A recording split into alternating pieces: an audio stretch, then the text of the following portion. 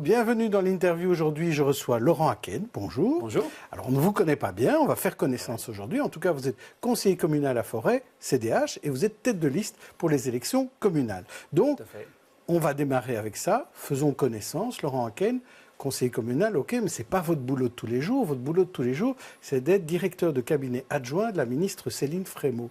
Et c'est quoi un directeur adjoint de cabinet? C'est quoi votre travail? Aujourd'hui, par exemple, qu'est-ce que vous avez fait? Oui, c'est vrai que la conseil communal, c'est évidemment pas un métier, c'est un mandat qui s'exerce plutôt le soir et les week-ends.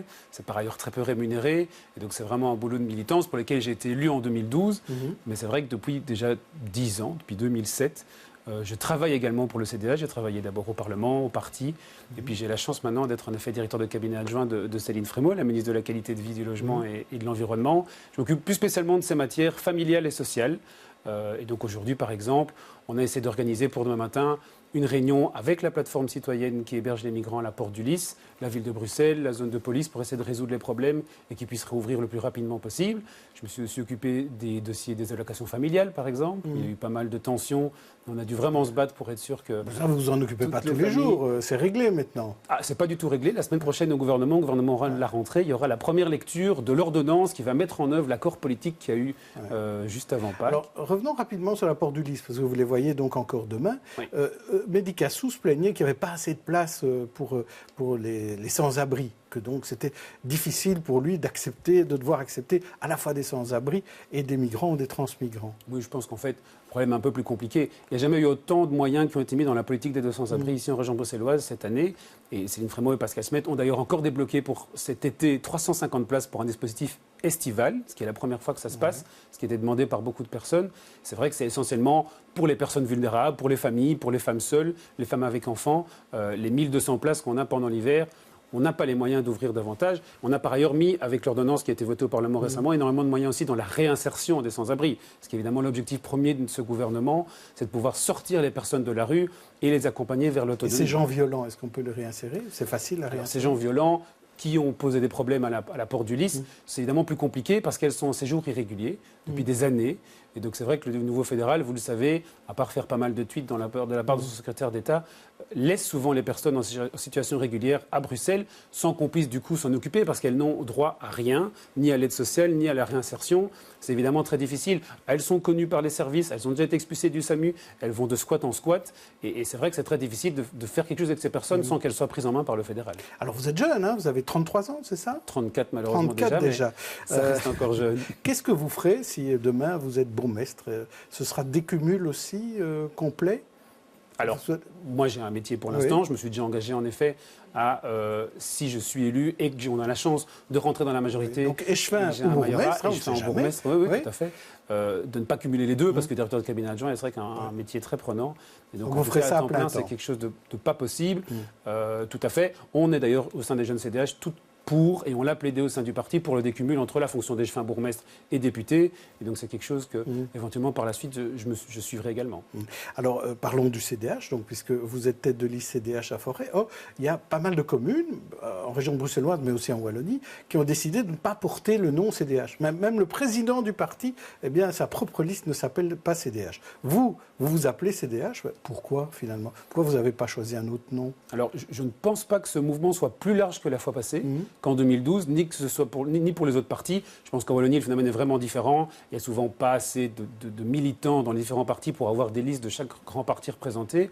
Ici à Bruxelles, l'essentiel de nos listes resteront encore avec un nom CDH, à part évidemment les listes du bourgmestre dans les 3 communes dans lesquelles on a un majorat. Mais vous ouvrez quand même vos listes à des... Et par ailleurs, nos listes sont tout autant citoyennes que d'autres listes qui s'appellent citoyens. J'ai dans ma liste au moins la moitié des personnes qui n'ont pas d'appartenance au parti. C'est vrai qu'on a décidé avec ces citoyens et avec les membres du parti de se lancer sous le nom CDH, parce que ça fait 6 ans qu'on travaille sur le terrain, que je travaille à répondre aux demandes des citoyens, à interpeller le collège et à être présent sur le terrain avec le nom CDH en tant qu'élu CDH. Donc pour nous, c'était logique de continuer fièrement à porter ce nom pour les prochaines élections. Alors il y a toujours un clin d'œil, évidemment, vous savez, quand on invite un CDH, c'est de lui parler du pape, même s'il n'y a plus le mot chrétien dans le nom du parti CDH. Alors je vais vous demander ce que vous pensez de la déclaration du pape qu'on a pris hier, donc le pape François, qui, pour les enfants qui auraient des tendances homosexuelles, conseille la psychiatrie. Alors quelle est votre réaction? J'en propose 3. La première, c'est beaucoup de bruit pour rien. La deuxième, c'est une déclaration choquante du pape. Et la troisième, une déclaration logique du pape.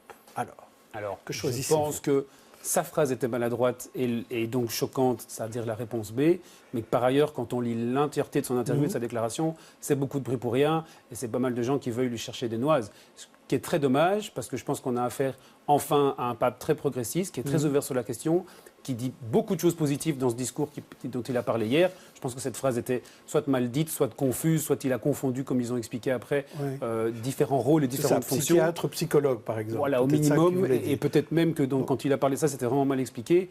Mais je pense que ça reste beaucoup de bruit pour rien, parce que globalement, l'Église avance, enfin, et c'est un pape sur lequel... il faut s'appuyer pour pouvoir faire des avancées dans l'Église. Vous comprenez que ça peut être choquant si on a l'impression que le pape considère que l'homosexualité est une maladie. Bien sûr, mais je pense que ce n'est pas le cas de sa part. C'est ce qu'il voulait dire. Mais si c'était vraiment son cas, et si c'est le cas encore de d'autres personnes, c'est évidemment quelque chose de complètement inacceptable et impensable à mes yeux. Alors parlons de forêt avec vous. Alors d'abord, Anderlecht Union en Coupe de Belgique en 16e de finale, qui va gagner ? Alors ça, c'est très difficile, parce que je suis un supporter d'Anderlecht depuis toujours. Mais j'ai appris également à aller à l'Union, comme on le sait, l'Union Saint-Gilloise joue à Forêt. Et donc j'ai découvert le stade dans le parc du Den, le stade Marien et son ambiance. Et donc je me suis demandé tout à l'heure qui j'allais vraiment supporter. Et mon cœur balance encore. Ça se passera à Anderlecht. Donc ce sera peut-être plus facile d'avoir des places à Anderlecht. Mais voilà, j'espère qu'Anderlecht va gagner un titre cette année. Au lieu d'être en jaune et bleu. Très bonne idée, en effet. Alors, continuons sur le sport. Il y a eu un peu... juste avant l'été, on a appris que la commune de Saint-Gilles revoyait un peu la règle pour sa piscine et disait que il fallait prioriser les accès à la piscine, donc d'abord aux Saint-Gillois plutôt qu'aux petits Forestois. Ça, vous n'étiez pas content là-dessus? Vous voulez qu'il y ait une piscine à Forêt maintenant? Alors je pense qu'on ne peut pas blâmer Saint-Gilles, vu son augmentation démographique, vu l'augmentation de sa population et l'augmentation du nombre de classes qu'ils ont dans leurs écoles, de réserver la priorité de sa piscine qu'elle finance elle-même aux Saint-Gillois. Mais avec comme conséquence du coup que si les enfants des écoles forestoises n'ont plus droit à un cours de natation pendant leur cursus primaire, c'est évidemment impensable.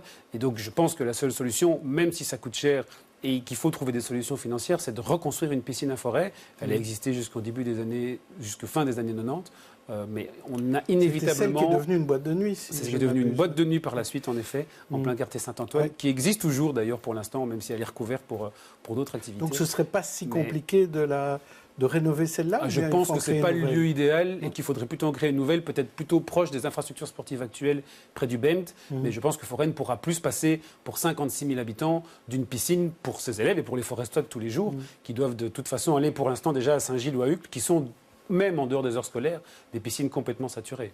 Alors vous êtes très critique sur la politique d'enseignement de la majorité actuelle à Forêt.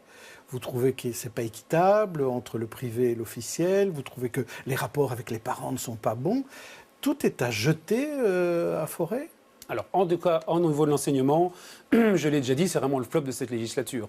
Entre le règlement d'ordre intérieur des écoles communales, qui était pratiquement encore plus sévère que ce qui se passe à l'armée, entre en effet la stigmatisation et la discrimination des écoles libres qui ne respectent pas le décret scolaire, le pacte scolaire, pardon, ne finance pas la commune ne finance pas les repas chauds dans les écoles libres alors qu'elle fait dans les écoles communales, et les énormes dissensions entre les parents et la commune et les combats pratiquement de coq auxquels on a eu lieu au conseil communal. Je pense que là-dessus, il sera essentiel dans la prochaine législature d'apaiser les relations entre les parents de l'enseignement communal et la majorité, la future majorité.